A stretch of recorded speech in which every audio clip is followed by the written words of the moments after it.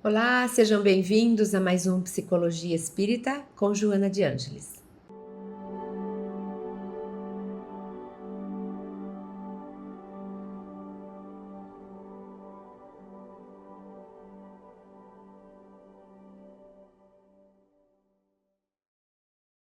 O mito que nós trazemos hoje é conhecido como o mito de Sísifo. E a gente vai perceber que esse personagem, ele não é um deus, como a gente costuma trazer os mitos dos deuses, Eros, Zeus. Ele era um mortal. E ele ficou conhecido como o mortal que tentou e até conseguiu, mas não para sempre, enganar os deuses. Foi o mortal que desafiou os deuses.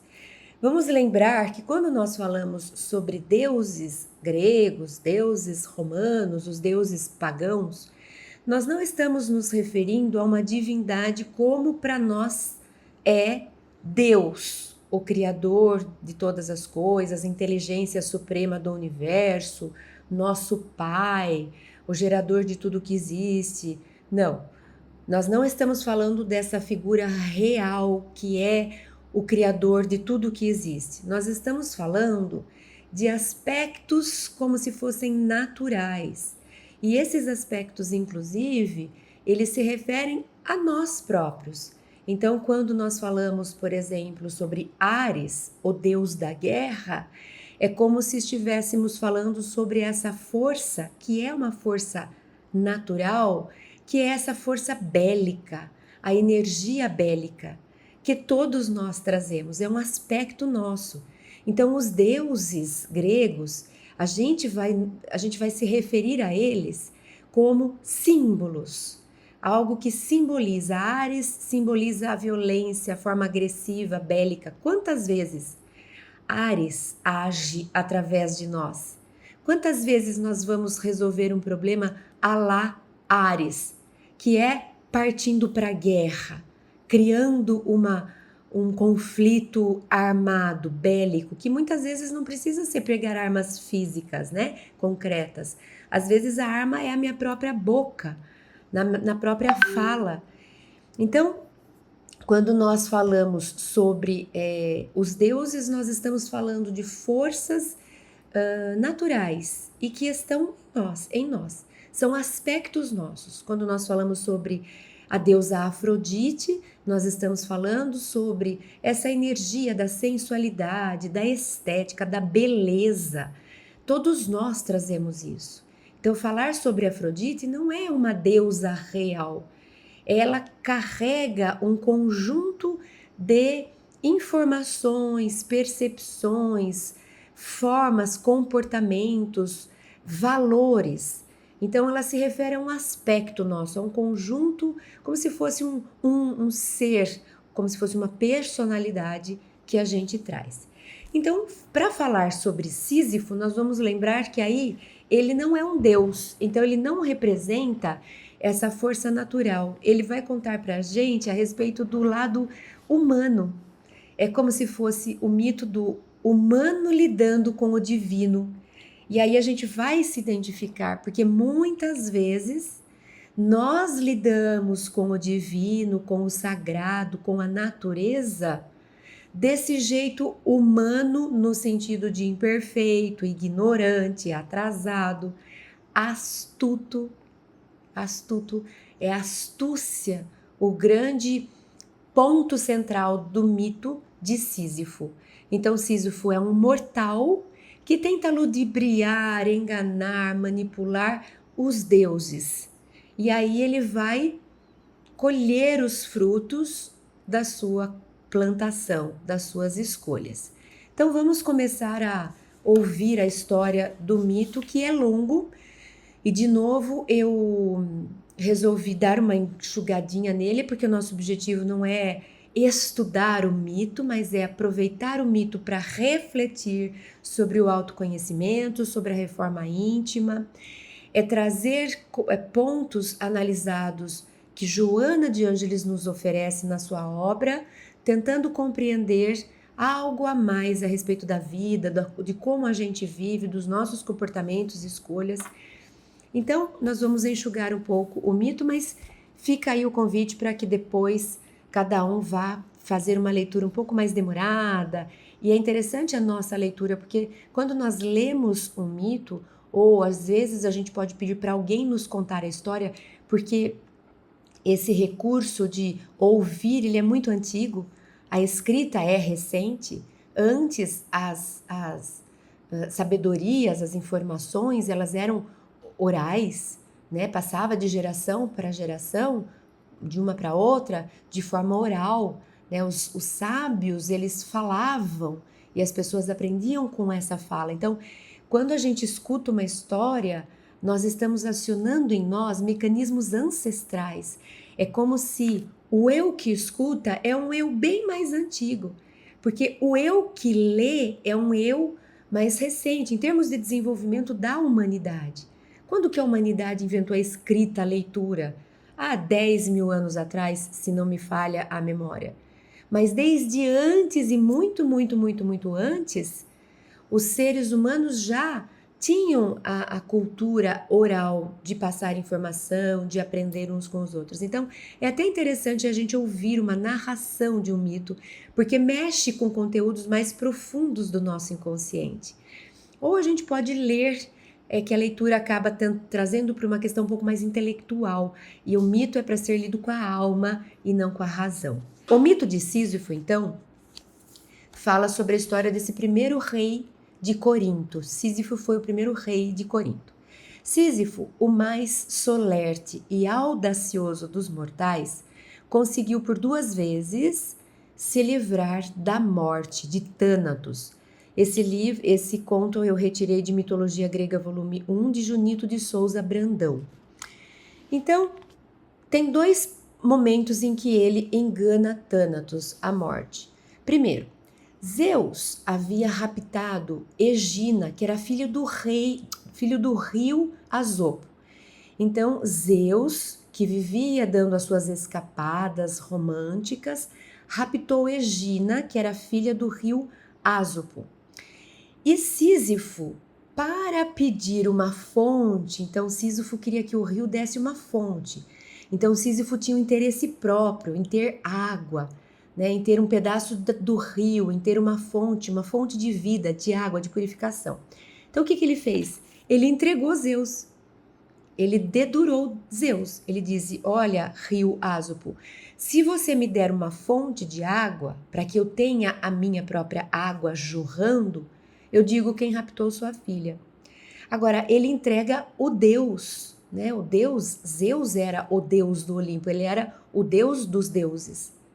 Então ele entrega a Zeus, imagina com quem ele vai mexer, o desafio que ele se coloca, o risco que ele corre.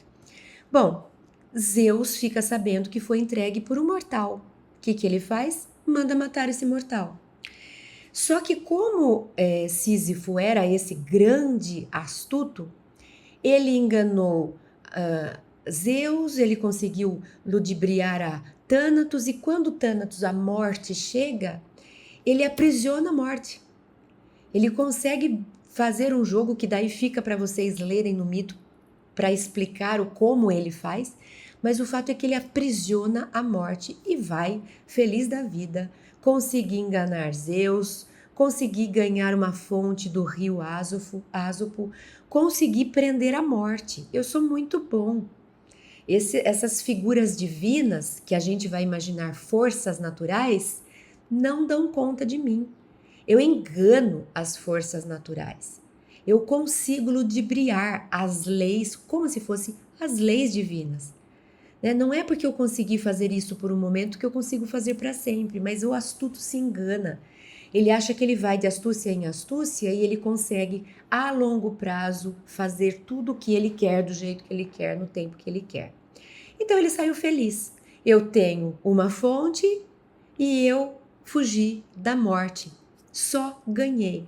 Sabe esse aspecto de que eu acho que eu passo a perna em todo mundo na linguagem popular e acho que isso nunca mais vai voltar para mim? Que eu vou conseguir viver feliz pro resto da vida com a trapaça que eu fiz? achando que nunca mais essa trapaça vai me bater a porta e vai me cobrar, porque vai. Por que que vai? Porque nós acreditamos na justiça divina. A gente acredita que não cai uma folha da árvore sem que Deus, leis naturais, o Pai, o Criador do universo, tenha planejado um ambiente que se equilibra, não existe caos, não existe desequilíbrio. Deus organiza o universo a partir do caos, nesse sentido de que de uma não ordem ele cria uma ordem. Uma vez que ele cria a ordem, ela existe. Eu posso dar uma mexidinha aqui, a própria lei vai desmexer e voltar as coisas. Na linguagem popular a gente fala, aquilo que não é meu não fica comigo. E aquilo que é meu e que o outro levou, volta para mim. É um jeito da gente dizer que ao mesmo tempo que a gente faz uma força para um lado, se ela não é natural, o próprio universo faz uma força ao contrária. Eu consigo atrapalhar um pouco, mas o universo responde e me põe no meu lugar de novo. Então eu até tenho o livre-arbítrio para interferir, mas não para modificar as leis. Então eu interfiro, pego uma coisa que não é minha, interferir, mas existe uma lei de justiça que faz com que aquilo que não é meu seja devolvido. Eu posso não me lembrar, então eu tiro uma coisa que não é minha, passa a vida. Essa lei não atuou nessa vida, eu desencarno, eu reencarno. Um dia eu estou vivendo com isso e alguém me tira, ou eu perco, e eu falo, nossa, por quê que isso me foi tirado? Por que Deus permitiu que isso eu perdesse, que alguém roubasse? Pois é, provavelmente está sendo feito um reequilíbrio. Eu interferi no equilíbrio, eu busquei o que não era meu, eu tentei ser astuto, eu dei uma de Sísifo, me apropriei do que não era meu, a lei vai, e ela reequilibra e me faz devolver aquilo para o lugar que de fato aquilo pertence. Então, Thanatos está preso. Sísifo conseguiu atrapalhar todas as leis por um tempo. Ele tem a fonte, ele não vai morrer porque a morte ficou sequestrada. O que acontece? Ninguém mais morria porque a morte não matava o Sísifo e mais ninguém. Então, a deusa da morte, ou deus da morte, Thanatos, não podia mais sair por aí matando gente. Então, ele estava preso. Bom, ninguém mais morria. E, como não morresse mais ninguém, e o rico e sombrio reino de Hades estivesse se empobrecendo, a uma queixa de Plutão, Zeus interveio e libertou Thanatos, cuja primeira vítima foi Sísifo. Porque ele prende Thanatos. Thanatos não pode executar aquela tarefa que estava prestes a fazer, matar Sísifo, levar a alma de Sísifo para Hades.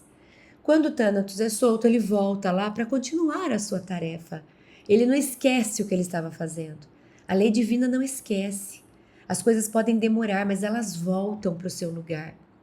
Então, como o reino de Hades, para onde vão as almas dos mortos, estava esvaziando, estava causando um desequilíbrio, uma superpopulação no reino dos vivos e um vazio que é um lugar de equilíbrio, né? A gente já viu o mito de Perséfone, que ela passeia, ela transita pelas duas instâncias. É importante que tenha sempre o equilíbrio vida e morte. Vida, vida, vida, vida, vida, vida sem morte é desequilíbrio. Então é feita uma reclamação, Zeus presta atenção e fala, puxa, mas eu tinha mandado matar e ele aprisiona Thanatos. Zeus interfere, a lei volta, a lei é aplicada, Thanatos é solto, a morte é solta e vai atrás de Sísifo. Mas Sísifo ainda achava que poderia continuar enganando. Ele achou que ele ainda tinha uma outra carta na manga. Então o que ele faz? Ele, o astucioso rei de Corinto, no entanto, antes de morrer, pediu à mulher que não lhe prestasse as devidas honras fúnebres. Então, no mito, uma pessoa quando morria, ele tinha que ser feito com seu corpo todo um ritual para a entrada no mundo de Hades. Ele pede para a mulher dele, olha, eu vou morrer, você não faz o ritual porque eu não vou ter permissão para entrar. Ou se eu entrar, eles não vão poder me manter, eles vão ter que me deixar voltar. Só que quem não fazia o rito era perseguido, no caso a mulher dele ia pagar o pato, porque era ela que era obrigada, era o dever dela cuidar do corpo com as honras fúnebres para que ele pudesse entrar como devia no reino dos mortos. Ele faz esse trato com a mulher aceita. O astuto é assim, né? Ele vai envolvendo outros na sua malha, ele conta histórias, a pessoa fica encantada, acha que vai sair no lucro, mas ele tá sempre olhando pro lado dele. Ele tá sempre priorizando o seu interesse próprio, né? Só para si que ele tá vendo. E ele enganou a mulher. Então, ele vai para Hades. Quando chega em Hades, então agora chegando ao Hades, sem o revestimento habitual, conseguiu permissão para voltar rapidamente à terra a fim de castigar severamente a companheira, coitada da companheira. Uma vez em seu reino, o rei de Corinto não mais se preocupou em cumprir a palavra empenhada com Plutão e deixou-se ficar. Eu vou punir minha mulher para que ela faça os rituais, eu volte para Hades. Eu não, eu enganei Plutão, eu enganei Hades, eu vou ficar por aqui. E deixou-se ficar vivendo até avançada idade. Um dia, porém, esse tempo que não perdoa, né? Thanatos veio buscá-lo, em definitivo. E os deuses, porque ele irritou muitos, né? O castigaram impiedosamente, condenando-o a rolar um bloco de pedra montanha acima. Mal chegando ao cume, o bloco rola montanha abaixo, puxado pelo seu próprio peso. Sísifo é condenado a começar de novo a tarefa, levando o bloco para cima, e aí o bloco rola e ele deve fazer essa tarefa de rolar bloco acima para o resto da sua vida. É como se ele falasse: agora eu quero morrer, não quero essa consequência de tudo que eu fiz. Me deixa morrer porque agora vai ser um descanso. E aí a hora que ele quer morrer, ele não pode. Ele vai ficar fazendo a tarefa. Então ele fez todas as tarefas que ele quis. Ele desviou de todas as tarefas que a vida lhe trouxe. Ele tentou enganar, ele pegou atalho, ele disfarçou, até que chega uma hora que ele já não consegue mais. Então chega uma hora em que Deus, a lei divina, fala não mais. A gente vê isso no Livro dos Espíritos. A liberdade, ela vai sendo dada, mas chega uma hora que o resultado da liberdade começa a aparecer e se interpõe em nova liberdade. Então eu falo, mas eu não estou livre para fazer isso, por quê? Porque eu estou lidando com a consequência de um ato que a liberdade do passado tomou.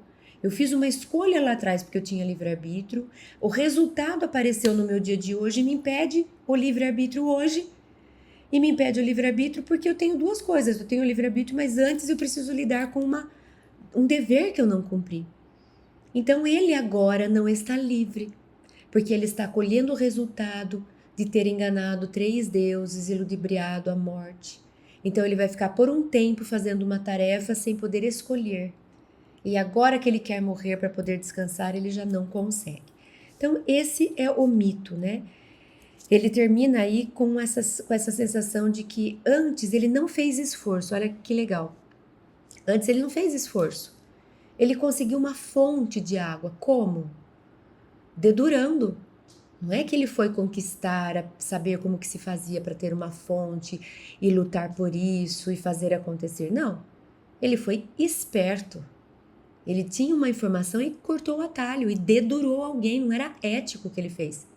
Então ele não foi ético e ele conseguiu uma fonte.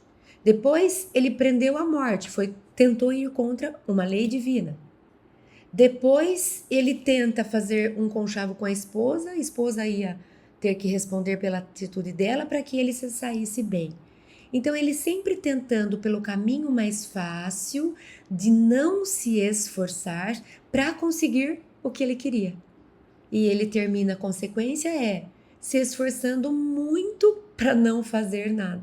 Se esforça muito, empurra a pedra lá em cima, a pedra rola para baixo. E ele empurra a pedra para cima e a pedra rola para baixo. Então, no começo, sem esforço, ele achou que conseguia o que ele queria. E no final, com muito esforço, ele não estava conseguindo nada, não estava gerando nenhum produto. Não estava sendo útil para nada aquele esforço de empurrar a pedra para cima. Por isso que é como se fosse uma punição. Não é punição porque ela não veio aleatoriamente. Punição é nesse sentido. Quando a gente fala, fui punido, quer dizer, então você era uma pobre coitada que... Não, eu estou respondendo pelo que eu fiz. Então isso não é punição, isso é consequência. Isso é ação e reação. Eu jogo uma bola ainda vai bem, né? Eu jogo uma pedra para cima e fico olhando, ela cai na minha testa por causa da lei da gravidade. Eu não fui punida pela lei da gravidade. Eu fiz uma escolha e respondi por ela. Quem mandou jogar uma pedra para cima e ficar olhando aqui embaixo? Ela vai cair na sua testa. Então, consequência de ato é diferente de ser punido. O ser punido dá uma ideia de perseguição, de uma conduta aleatória. Nossa, eu não sei porque fizeram isso comigo. Eu sei porque fizeram isso comigo. Eu fiz isso comigo, né? Então, vamos explorar um pouco alguns trechos, né? Alguns temas desse mito para saber o que a gente pode aprender com ele. Então, de novo, eu escolhi alguns tópicos para a gente pensar. O primeiro tópico que eu escolhi é o que eu chamei de maquiavélico. É um tópico, talvez o principal. Por quê? Porque eu trouxe um trecho do livro O Príncipe de Maquiavel, e esse trechinho ele diz assim, porque ele está preparando, nesse livro, o tutor do príncipe, que é jovem, adolescente, está preparando o príncipe para ser o governante do país. E ele está preparando com base em estou formando sua forma de pensar. E ele explica que, abre aspas para o Maquiavel no livro O Príncipe, aquele que com mais perfeição souber agir como raposa, saiu-se melhor.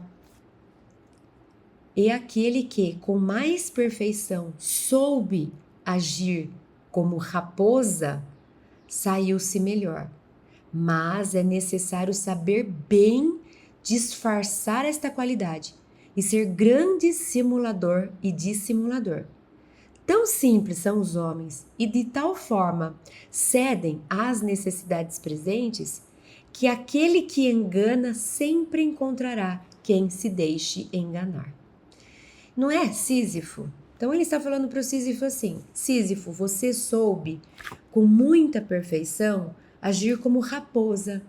Você ficou disfarçando, você não foi visto, você agiu na surdina. Quando ninguém percebeu, você atacou. Então é esse jeito astuto de agir. A raposa carrega esse símbolo, né, dessa astúcia. Então aquele que consegue ser raposa, a gente não fala uma expressão, isso daí é raposa velha, quer dizer, já tem experiência em passar a perna, em mentir, em ser hipócrita, em dissimular, em manipular. Isso daí é raposa velha, cuidado com ele. Porque você acha que ele está fazendo uma coisa para você, ele está te enganando e você está feliz da vida achando que ele está te fazendo bem. Então, aquele que se comporta como raposa, segundo Maquiavel, para o príncipe, se dá bem, se sai melhor. E ele diz assim, só que é necessário saber disfarçar essa qualidade. Você não pode parecer raposa. Você tem que ser raposa, mas parecer bonzinho. E você tem que ser um simulador e um dissimulador. Você simula uma coisa, você cria uma aparência. Às vezes você dissimula, não fui eu, cai numa certa hipocrisia. Então você vai fazendo esse jogo. De vez em quando você inventa uma história bonita para o povo comprar, para o outro comprar. De vez em quando você finge que não foi você, lava as mãos e deixa que o negócio se exploda. E você vai agindo maquiavelicamente, dissimuladamente, ardilosamente, astutamente. Tá vendo como representa isso? Então, aí sim você vai se dar muito bem. Porque o povo sempre vai se deixar enganar. Ai, que triste, né? Muito triste esse ponto de vista a respeito do povo. Então, nesse ponto, é como que se a gente falasse assim, olha, eu sei, eu quero escolher. A gente não cede às leis divinas. É como se a lei divina estivesse falando assim, Cris, não, esse caminho não. Não, mas eu sei. Cris, esse caminho não está alinhado com as leis divinas. Você vai precisar contar uma mentira. Não, mas é uma mentira por uma boa intenção. Eu começo a me disfarçar, me dissimular, eu crio justificativas. Não, fica tranquilo, Deus, eu sei o que eu estou fazendo. Eu vou fazer uma coisa que é um pouquinho errada, só para que gere um bom benefício lá na frente, mas você vai fazer uma coisa que está errada. Jesus nunca fez nada de errado pequenininho para conseguir uma coisa boa grandona. Jesus foi fiel no mínimo e no máximo. Jesus não se movimentou uma vírgula fora das leis divinas. Não existe esse utilitarismo dentro do pensamento cristão. Você sempre vai utilizar, se você conseguir ser verdadeiramente cristão, não é o nosso grau, no nosso grau de evolução a gente sabe que ainda não dá, mas você vai ser sempre paciente, tolerante, você vai perdoar, você vai respeitar, você vai amar. Você vai amar. Então, muito cuidado, porque às vezes a aparência é muito linda e a gente vai falar, não, vale a pena, vale a pena. Eu coloquei aqui um exemplo que, sabe quando a gente vai falar para uma criança, você vai tomar uma vacina doída. Se a gente falar isso, ele não vai. E a gente faz o quê? Vai, né, forçando. Então, eu não preciso dizer para a criança, você agora está indo tomar uma vacina, vou te levar para tomar uma vacina que é muito doída. Eu não preciso falar isso. Mas eu também não preciso falar para ele, vamos comigo passear que a mamãe vai comprar um sorvete?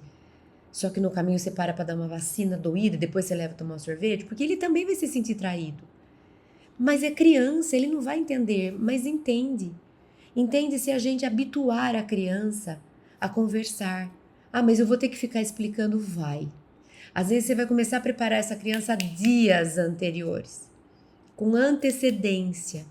Você não precisa dramatizar, explicar nu e cru, frio, porque isso assusta, a gente assusta, até adulto assusta, mas também você não precisa mentir para facilitar o processo. Ah, mas é pro bem dele, porque assim ele não vai sofrer. Ele não sofre no caminho e ele tem um trauma na hora que aplica. Porque o que que ele pensa? Minha mãe me traiu. A minha mãe me engana, ela conta uma coisa, eu não sei se é. A próxima vez que ela falar para mim que quer tomar sorvete, eu falo, não, muito obrigado, nunca mais. Então, eu evito um sofrimento antecipatório e gero um trauma que depois ele vai levar para a vida. Que ele nunca sabe se o que você está falando é o que você está querendo dizer uma coisa para que ele entenda a outra e aceite o que você está trazendo. Então, esse argumento ele não é válido. A gente precisa encontrar o que Jung chamava de a solução criativa. Não precisa ser aqui e nem precisa ser aqui. Polos não funcionam. O estar polarizado é estar adoentado. Mas existe sempre uma terceira alternativa, que é essa do meio, que é criativa. Eu não vou aterrorizar o meu filho, amanhã você vai tomar uma vacina desse tamanho, e nem vou falar para ele, amanhã você vai tomar sorvete e no meio do caminho ele toma uma vacina. Não preciso omitir, mentir e nem fazer terror. Eu posso vir para o meio e tentar elaborar uma alternativa criativa, explicar para ele o funcionamento de uma vacina, para que serve uma vacina. Não preciso mostrar agulha, falar para ele que na hora ele vai aguentar, porque ele já aguentou antes, ele já tomou. Tem 1000 formas que a gente tem de preparar a pessoa para que ela aceite e concorde. E se na hora ela entrar num surto, a gente também pode acalmar e negociar. Se precisar ir embora para voltar depois, sempre tem espaço. Talvez chegue uma hora em que ela comece a fazer birra e talvez chegue nessa hora que a gente fala, olha, agora vai ter que ser e a gente vai segurar para ela tomar vacina porque ela vai precisar tomar essa vacina. Mas ela sabe que você não a enganou. Ela sabe que ela precisa tomar aquilo. Ela não se sentiu ludibriada. Dá para perceber a diferença, né? Eu posso fazer todo um caminho de alguém tentando me explicar, na hora eu não dei conta, eu falei, não quero, não quero, não quero, alguém me segurou e fez. Eu vou ficar com muita raiva de quem me segurou. Mas eu jamais vou poder dizer que eu fui enganada, manipulada, ludibriada. Né? Então, Sísifo é esse maquiavélico que usa da astúcia para enganar e muitas vezes ou sempre em proveito próprio. É sim a presença do orgulho e do egoísmo, né? Então a gente pode lembrar também daquele trecho evangélico, não resistais ao mal. Então quando uma coisa muito ruim está se aproximando, se é uma coisa natural, né? Por exemplo, a morte que vem vindo, não é que eu vou me entregar a ela. Eu vou lutar até o fim, mas se for da vontade de Deus, se estiver presente na lei divina, que chegou o meu momento, não resistais àquilo que eu entendo como mal. Aceita, porque aí a gente abre canal para que Deus nos ajude a enfrentar esse mal, sem resistência, no sentido sem brigar com aquilo, sem emburrar, sem fazer birra, sem se sentir coitado.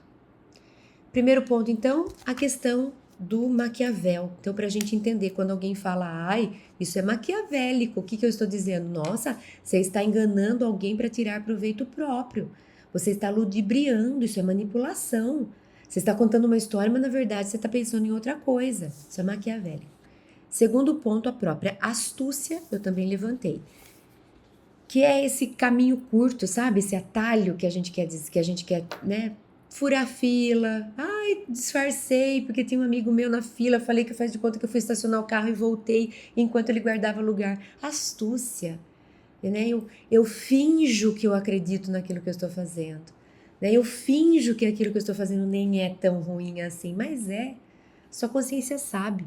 Você não foi estacionar carro nenhum, você não quer enfrentar a fila que os outros estão enfrentando, porque você se acha melhor. Tá vendo orgulho de novo? Eu ficar nessa fila? Por quê? Se é diferente das pessoas que estão nela?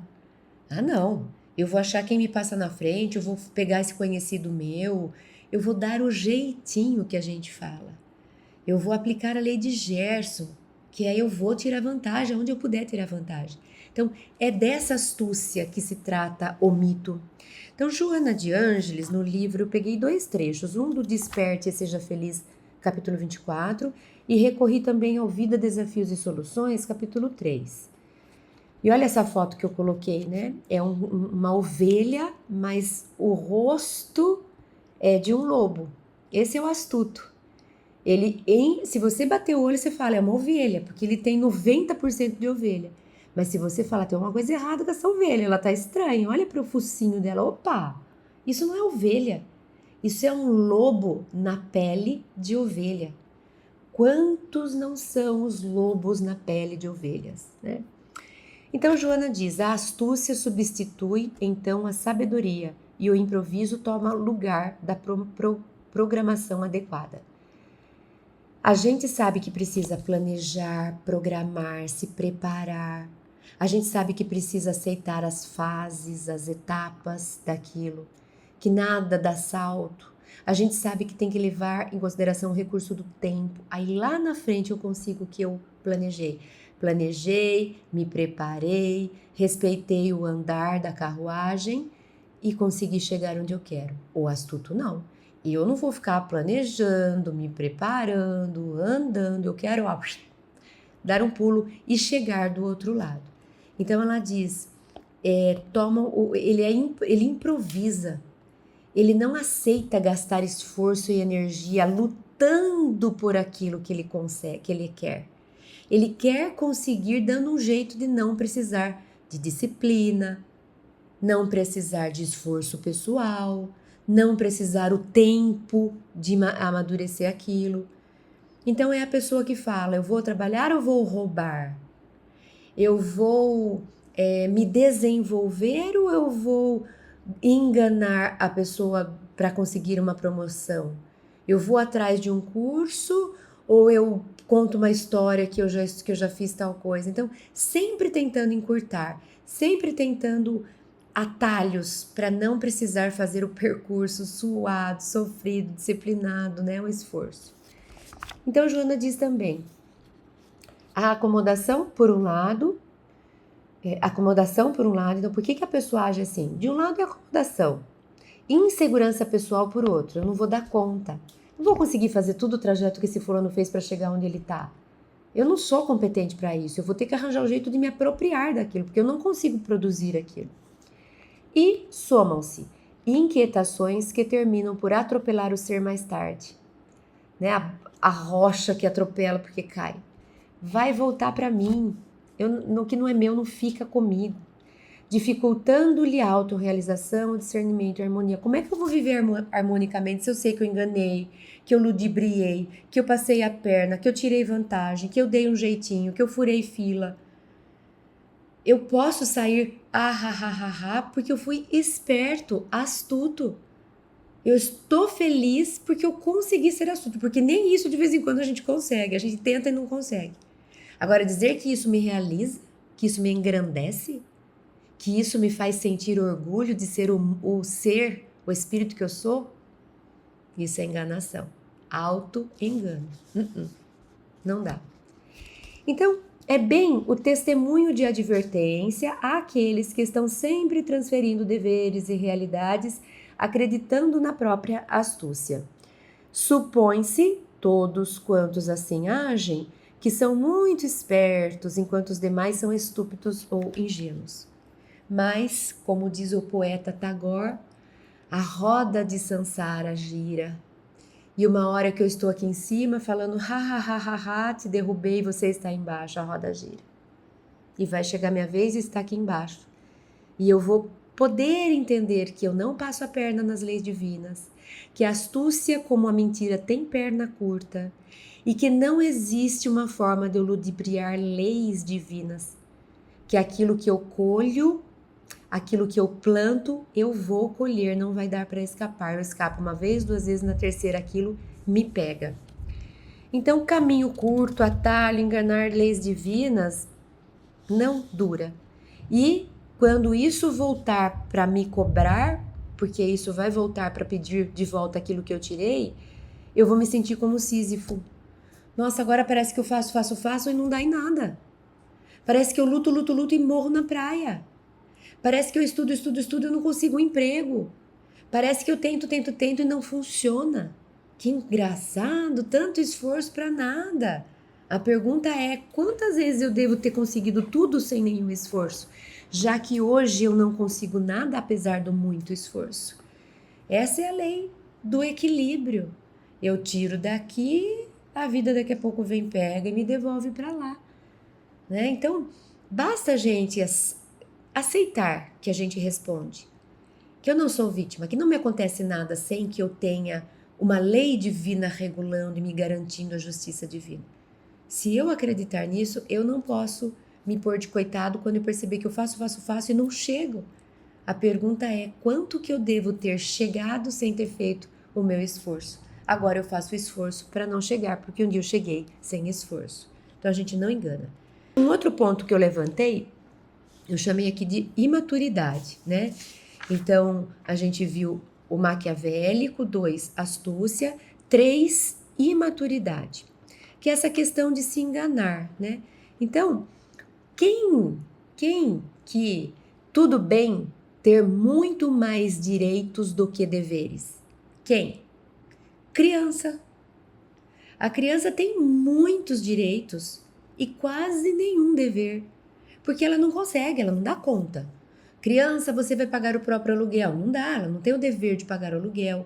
Por isso que o ECA, o Estatuto de Criança e do Adolescente, fala. Ela tem direito à proteção, à segurança, a um lar, à saúde, à alimentação. Por que ela tem direito a tudo isso? Ela tem direito porque ela não poderia suprir a própria necessidade. Ela precisa de alguém que faça por ela. Então, é dever dos pais oferecer o direito É dever dos pais oferecer o direito de segurança à criança. Então, o pai tem o dever de se sentir seguro, então eu faço por mim algo para eu me sentir segura, porque eu já sou adulto. Então, quem me faz ser segura? Eu. É lógico que tem toda uma questão sistêmica, organizacional, governamental, mas eu digo, quem que garante para eu não morrer atropelado? Minha mãe que vai ter que me puxar na hora que eu vou atravessar sem olhar para os lados? Não. Sou eu que assumo a responsabilidade de olhar para os lados antes de atravessar uma rua. E uma criança de 3 anos? Não. É a mãe que puxa ela da mão e não deixa, ensina. Então, criança tem muito direito e poucos deveres. Quando eu estou no adulto e eu vou fazer essa balança e percebo que eu estou com muitos direitos e os meus deveres estão ficando a desejar, significa que eu sou imaturo. Não estou assumindo a responsabilidade pela minha vida. Quando eu perceber que me faltam deveres, eu não cuido disso na minha casa, não sou eu que respondo por mim nesse ponto, mas por que não? Você é adulto. Por que você espera que o outro venha, que o outro agasalhe, que o outro supra, que o outro faça? Você está sendo imaturo e a imaturidade tem um pouco, Sísifo tem um pouco dessa imaturidade, ele não quer assumir a consequência da sua própria vida. Ele quer fugir dos deveres, né? Ele quer só receber os prazeres. E chega uma hora que a vida dele fala, acabou o seu tempo. Não quero. Quero mais direitos, quero ficar mais tempo aqui. Sabe quando a mãe fala, acabou o horário do parque? Não, quero ficar mais no parque. É isso.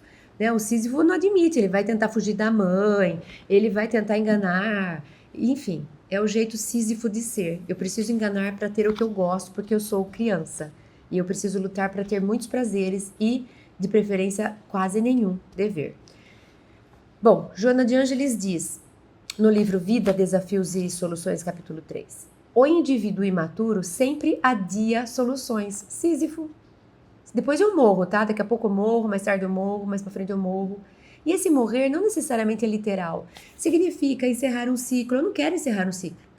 Então, filho, olha, você já estudou, você já tem idade para trabalhar. Eu não quero. Eu não quero morrer o adolescente que tinha tudo garantido em casa. Então não tô conseguindo emprego, eu vou ficando. Eu tenho 20 anos, eu tenho 25 anos, eu tenho 30 anos, eu tô na casa da mãe. Eu estou tentando enganar a morte do adolescente que não era responsável por si. Agora eu já sou adulto, mas eu não quero me responsabilizar por pagar minhas contas, por trabalhar, por acordar cedo.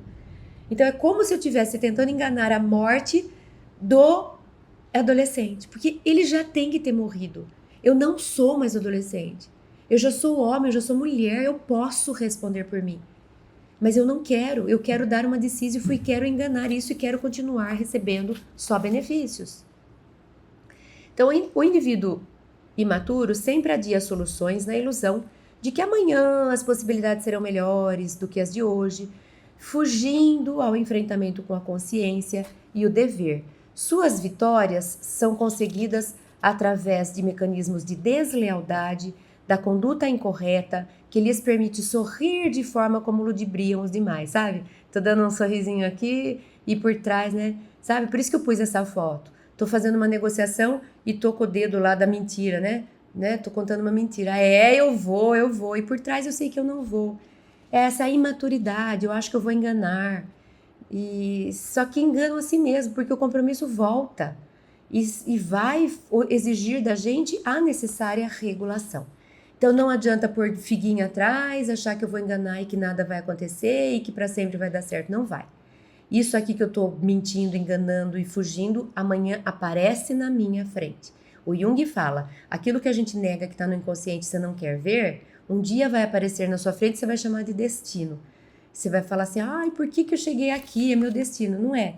Na verdade, você teve chance de lidar com isso, de conversar sobre isso lá atrás e você preferiu não fazer.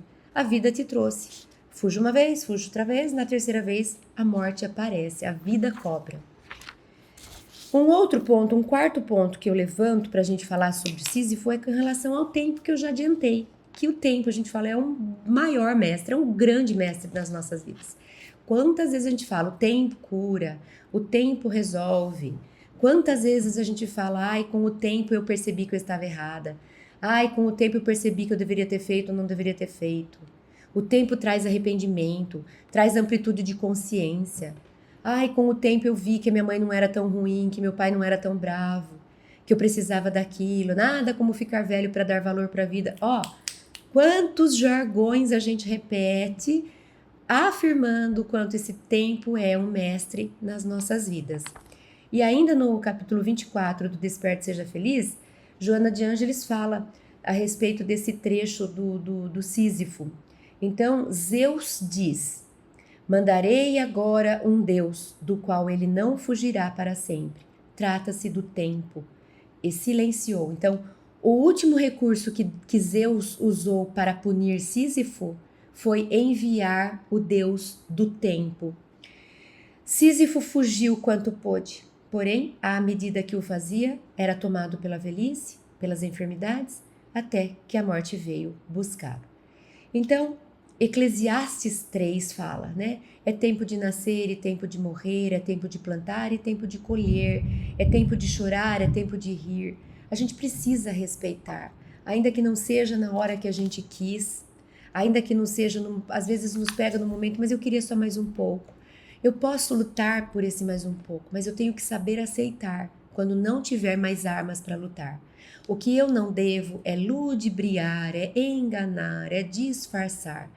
Eu lutar eticamente dentro das leis, eu posso. Apareceu uma doença, eu vou e falar, chegou meu momento, não vou fazer igual Sísifo. Não, estou com uma doença, corre atrás, de um jeito que seja ético. Vai no médico, começa a acrescentar mais passes na casa espírita, o que você puder, terapias alternativas, acupuntura, outras tantas que existem, o que você puder fazer, faça. Né? Mas não dessa forma de enganar. Não, eu não tô doente, imagina, isso aí vai passar sozinho. Não vai passar sozinho. Enfrenta. Então, um ponto também, além do tempo, da gente saber respeitar esse Deus do tempo, é o ponto também, um ponto central, quando a gente fala de Sísifo, o tempo todo nós estamos falando de Thanatos. Nós estamos falando de morte. Então, é também um mito que a gente trabalha para falar sobre o medo da morte, né? E a gente tem uma amiga querida baiana e que ela diz assim: Cris, eu não tenho medo de morrer, eu tenho uma pena de morrer. No sentido de, ai que pena, eu vou morrer, mas tá tão bom aqui, eu tô aprendendo tanto, eu tô crescendo, eu tenho minha família, dá uma pena morrer, de eu ir embora e deixar tudo aqui, né? Não é medo, mas a gente tem alguma questão com a morte. Falar que a gente, não, eu não tenho problema nenhum, puxa, você pode não ter problema no sentido de se traumatizar, de surtar. Você é capaz de enfrentar, porque a gente tem conhecimento espírita, mas dizer que a gente não sente, que não tem nenhuma emoção de uma insegurança, de um medo, de uma aflição, de uma indignação, impossível. A gente pode sentir isso e não se deixar arrastar por isso. Ou seja, eu passei por uma morte e consegui superar a morte. Chorei para burro, mas eu levantei. Eu caí, mas eu continuei. Significa eu superei. Porque eu falar que eu passei como se nada tivesse acontecido, daí é alguma questão, sei lá, patológica talvez. Né? Então, quando a gente fala superar o medo, não significa não sentir. Significa não se deixar arrastar por ele. Significa saber lidar com ele. Significa não interromper o passo. Andar, aprender, crescer e superar. Então, Joana de Ângeles, no livro Encontro com a Paz e a Saúde, logo no primeiro capítulo, ela diz: inconscientemente, muitas vezes, ressuma nos indivíduos esse pavor da morte, tornando-se patológico, desesperador, tendo a causa remota no inconsciente coletivo, o medo das devastadoras forças ignotas do passado, e a próxima, no individual, como reminiscências de fenômenos atormentadores relativos à existência anterior desencadeadora do conflito. O que ela está dizendo para a gente? Morrer causa algum tipo de dor emocional. Às vezes dói fisicamente, às vezes vai ser uma morte que vai me fazer doer. Mas os espíritos falam que não é essa a questão, não é porque eu vou sentir dor. É o desespero emocional, psicológico, espiritual, de você estar na iminência de uma transição. Eu vou sair daqui, eu não sei para onde eu vou, eu não tenho clareza, né? Então, essa perturbação diante de uma morte sua ou de algum ente querido, algumas vezes, ou na maioria das vezes, ela tem relação com as experiências passadas. Vamos imaginar quantas vezes a gente já morreu. Vamos imaginar no nosso passado que tipo de morte tinha. Nossa Senhora, vai estudar história. A gente não tinha medicina avançada. Então, se morria por doenças, a gente não tinha tecnologia, morria trabalhando. Nossa, eu tenho um antepassado, trava a língua, eu tenho um antepassado que ele morreu por um raio. Ele estava trabalhando no campo e ele morreu por um raio.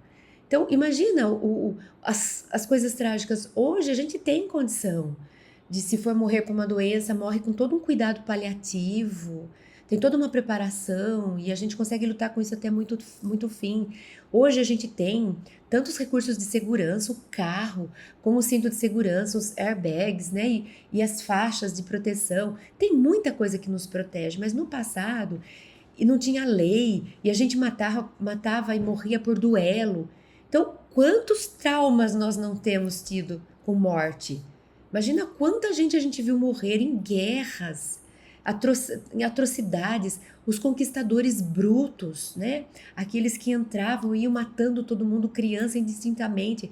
Então, nós não temos bons registros com morte.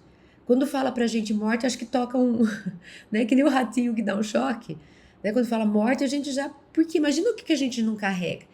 Então, a gente precisa compreender e dar um tempo para que isso seja ressignificado. A gente começa agora a arquivar novas formas de morrer. Eu morri sob os cuidados médicos com a minha família do lado. Eu morri, mas eu morri sabendo que a morte não é o fim da vida. Então, hoje eu já tenho nova relação com a morte, mas é recente. A maior parte dos registros que nós temos guardado são registros que devem ser muito dolorosos. Então, por isso que é natural a gente ter essa questão com a morte e a gente não deve deixar para lá, não quero saber. Pelo contrário, vamos conversar com a gente. Olha, Cris, você tem medo, mas será que não tem a ver com coisas passadas? Porque hoje, no presente, você conhece um pouco mais a respeito da doutrina espírita, você tem toda uma proteção, seus pais têm uma proteção, as coisas não vão, né? Deus está junto, você sabe que você vai ser ajudado. Então você tem instrumentos para lidar, negociar com você no enfrentamento da morte. Então viva a morte no presente, não deixe as experiências do passado afligirem e a gente se perturbar e a gente lidar com a morte como se fosse uma coisa e você fala, nossa, mas nem era tanto. Estava tudo sob controle. Por que será que eu reagi daquele jeito? Porque quem reagiu foram aqueles eus do passado. Aqueles eus que foram traumatizados pela morte. Então, resumindo nossa conversa de hoje, fica esse convite para o enfrentamento. O enfrentamento é nossa única saída para crescer. Não dá para fingir que não está acontecendo, não dá para ser astuto, como Sísifo e tentar desviar, não dá para sentar e chorar e esperar alguém imatura, né, de forma imatura, sentar e esperar alguém vir salvar. O melhor jeito para a gente lidar com as dificuldades da vida, com os finais de ciclo, com as mortes, com as mudanças, com os desafios e os obstáculos que nos surgem, né, quando Thanatos aparecer simbolicamente, nos propondo mudança, final de ciclo e até a própria morte em si, a melhor forma que a gente tem de realmente superar é dessa forma enfrentando. Então, Joana de Ângeles no livro, ainda no mesmo livro, não, no Vida, Desafios e Soluções, agora capítulo 3, ela diz: todo indivíduo enfrenta desafios para crescer. A própria existência terrestre é um permanente convite ao esforço. A melhor solução para enfrentar problemas é tentar resolvê-los nas suas fontes, evitando-se as atitudes que os postergam, trazendo-os de volta mais complicado. O que não é feito hoje, amanhã estará, por certo, mais difícil de ser conseguido. Quando se resolve mal um problema, ele dá surgimento a um outro, que lhe é resultado ou retorna mais desafiador. Sísifo, sinto muito em dizer para você, não dá para enganar a morte, para fugir, para fingir, para ludibriar as leis divinas, não dá. Isso vai ficando cada vez pior, mais difícil de ser resolvido. Então vamos ser adultos e vamos fazer como Jesus nos disse, pegar a espada e lutar. Ir em direção à luta, construindo o próprio caminho. E 2 Coríntios 4, 2, né, Paulo diz: antes rejeitemos as coisas que por vergonha se ocultam, não andando com astúcia nem falsificando a palavra de Deus. E assim nos recomendamos à consciência a todo homem na presença de Deus pela manifestação da verdade. Jesus em nenhum momento ele fugiu, fingiu, enganou, manipulou, ludibriou. Em nenhum momento, em nenhum detalhe. Ele sempre esteve de frente, consciente e enfrentou cada desafio que nós colocamos, que a vida colocou diante dele. Ele não se deixou arrastar pelo passado e ele também não temeu e paralisou no presente. Ele conseguiu lidar com cada problema, enfrentando, superando e ensinando a gente como faz. Fica então esse convite para que a gente se lembre do jeito Sísifo de não ser, porque não vale a pena, a gente só complica a própria vida. Muito obrigada e até uma próxima.